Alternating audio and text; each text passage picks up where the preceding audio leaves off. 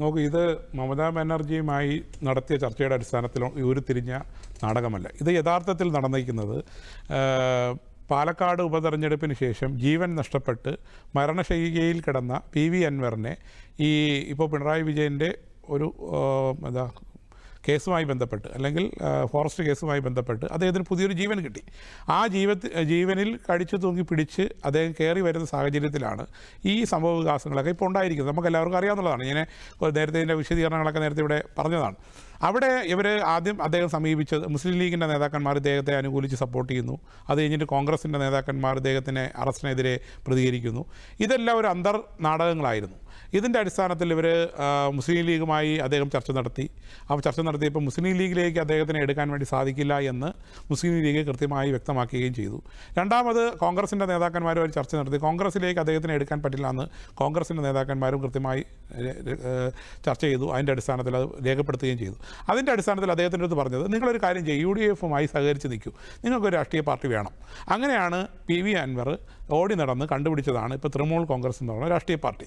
അപ്പോൾ പല രാഷ്ട്രീയ പാർട്ടികളെയും സമീപിച്ചെങ്കിലും പല ഇതിലും നടക്കാതെ പോയതിൻ്റെ അടിസ്ഥാനത്തിൽ അവസാനം എത്തിപ്പിടിച്ചതാണ് ഈ പറയുന്ന തൃണമൂൽ കോൺഗ്രസ് എന്ന് പറഞ്ഞ രാഷ്ട്രീയ പാർട്ടി.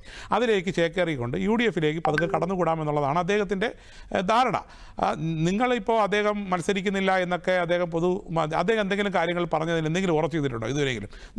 നമ്മുടെ മുമ്പിൽ ഒരുപാട് തെളിവുകളുണ്ടല്ലോ. അദ്ദേഹം നടത്തിയ, ഞാൻ നേരത്തെ സൂചിപ്പിച്ചതുപോലെ 29 ആഗസ്റ്റ് മാസം നടത്തിയ പത്രസമ്മേളനം മുതൽ ഇങ്ങോട്ടുള്ള ഒരു 10-25 പത്രസമ്മേളനങ്ങൾ അദ്ദേഹം നടത്തിയിട്ടുണ്ടാവും. ആ പത്രസമ്മേളനങ്ങൾ ഓരോന്നോരോന്നായിട്ടെടുത്ത് പരിശോധിച്ച് നോക്കിക്കഴിഞ്ഞാൽ കൃത്യമായിട്ട് അറിയാൻ പറ്റും അദ്ദേഹം പറഞ്ഞിരിക്കുന്ന ഒരു കാര്യത്തിൽ ഇതുവരെ ഉറച്ചു നിന്നിട്ടില്ല. അപ്പോൾ അദ്ദേഹം ഇപ്പോൾ കോൺഗ്രസിനകത്തൊരു സ്പ്ലിറ്റ് ഉണ്ടാക്കി, ഒരു അടി ഉണ്ടാക്കിയിട്ട് അവിടെ അദ്ദേഹം തന്നെ സ്ഥാനാർത്ഥിയായിട്ട് വരും. അത് UDF-ൻ്റെ പിന്തുണയോടുകൂടി വരാനുള്ള ഏകദേശം സാധ്യതകളാണ് തെളിഞ്ഞു വരുന്നത്. ഇതാണ് വരാൻ പോകുന്ന ദിവസങ്ങളിൽ സംഭവിക്കാൻ പോകുന്നത്. ഇത് ഒരു വ്യക്തി കേന്ദ്രീകൃതമായിട്ടുള്ള അദ്ദേഹത്തിൻ്റെ നിലനിൽപ്പിന് വേണ്ടി മാത്രം അദ്ദേഹം സംഭാവന ചെയ്തിരിക്കുന്ന, അല്ലെങ്കിൽ അദ്ദേഹം ആസൂത്രണം ചെയ്തിരിക്കുന്ന ഒരു പദ്ധതിയാണ്.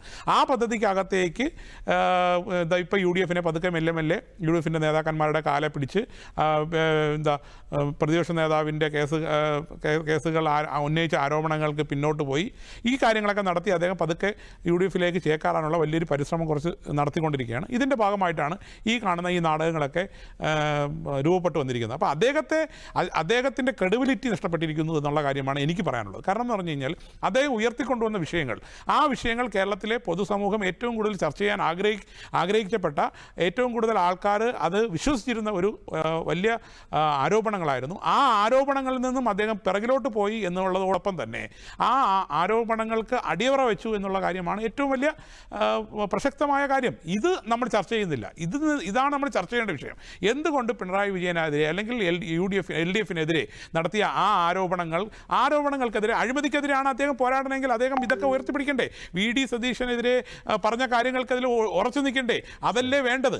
അതിൽ നിന്ന് എന്തിനാ അദ്ദേഹം പിറകിലോട്ട് പോയി? എന്ത് സാഹചര്യത്തിലാണ് അദ്ദേഹം പിറകിലോട്ട് പോയത്? എന്താണ് അതിൻ്റെ കാരണം? അതിൻ്റെ മൂലകാരണം എന്താണ്? ഇതാണ് പൊതുസമൂഹത്തിനോട് അദ്ദേഹം പറയേണ്ടത്. അല്ലാതെ വന്യജീവി പ്രശ്നങ്ങളുണ്ട് കേരളത്തിൽ, ഇതിനു മുമ്പുണ്ട്. PV അൻവർ രാജിവെച്ചില്ലെങ്കിലും വന്യജീവി പ്രശ്നങ്ങൾ സമൂഹത്തിന് ഉയർത്തിക്കാട്ടേണ്ട വിഷയം തന്നെയാണ്. അത് ചർച്ച ചെയ്യേണ്ട വിഷയം തന്നെയാണ്. പക്ഷേ ഇപ്പോൾ പെടുന്നനെ PV അൻവർ വന്ന് രാജിവെച്ച് ഈ വന്യജീവി പ്രശ്നങ്ങൾ, ജനങ്ങളുടെ പ്രശ്നങ്ങൾ ഏറ്റെടുക്കാനൊന്നുമല്ല. അത് അദ്ദേഹത്തിൻ്റെ വ്യക്തി താല്പര്യങ്ങൾക്ക് വേണ്ടിയിട്ടാണ്. കൃത്യമായി ആ അജണ്ട വെച്ചുകൊണ്ട് തന്നെയാണ് ആ കാര്യങ്ങൾ ചെയ്യുന്നത്. അല്ലാതെ UDF-ൻ്റെ നേതാവ് അല്ലെങ്കിൽ കോൺഗ്രസിൻ്റെ നേതാവ് പറഞ്ഞതുപോലെ ഇത് അദ്ദേഹം ആ വന്യജീവി പ്രശ്നങ്ങൾക്ക് വേണ്ടിയിട്ട് ത്യാഗം ചെയ്തതുപോലെയുള്ള സമീപനം, അതൊന്നുമല്ല. അദ്ദേഹത്തിൻ്റെ കാര്യങ്ങൾ നടക്കാൻ വേണ്ടിയിട്ടുള്ള ആസൂത്രിതമായിട്ടുള്ള നീക്കം തന്നെയാണ് അദ്ദേഹം നടത്തിയിരിക്കുന്നത്.